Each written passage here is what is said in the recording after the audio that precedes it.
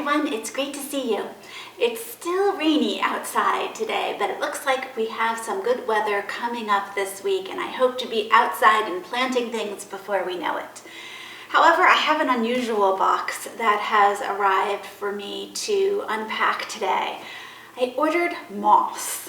I have never done this before. I have some nice patches of moss in the yard. We have a very shady yard, and in this new garden that I'm creating, where we're going to be planting the Japanese maples and we're going to be planting some conifers, I envision it covered with this lush, soft, green carpet of moss. So I Googled people who sell moss and came up with TN Nursery. They're in Tennessee, so I assume that stands for the Tennessee Nursery. And I believe my moss has arrived here. I'm not really sure how you would pack moss, so this is a brand new type of unboxing for me. But you know, maybe if you're watching this and one day you need to get some moss, this will come to mind and you'll say, oh yes, I remember, that's how they ship moss. Okay, so let's see. Oh my goodness. Well, this is very interesting. It looks like bags of moss, okay, sealed in to keep it damp. Look at all this. Wow. So I assume that I take it out and lay it on the nice dirt and water it and hope that it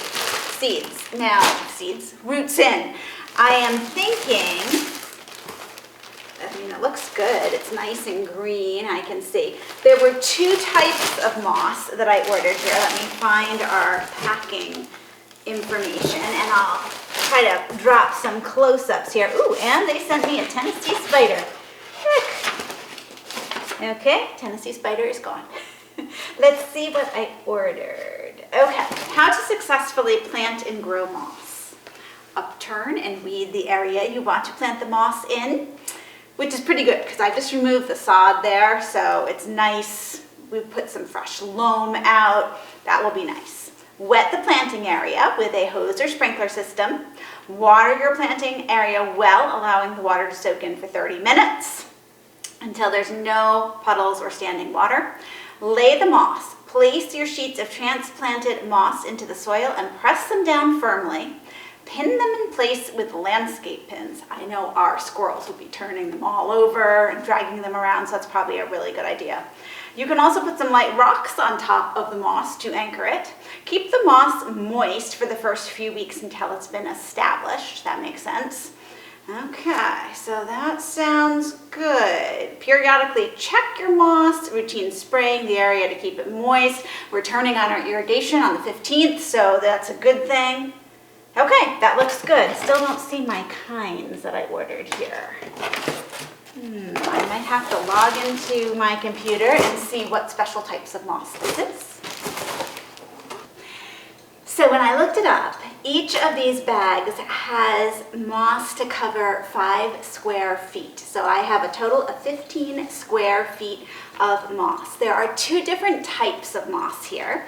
There is cushion moss and there is fern moss. Now the bags are not marked, but this one looks decidedly like baby little pieces of fern here making up the moss. So I am going with fern moss.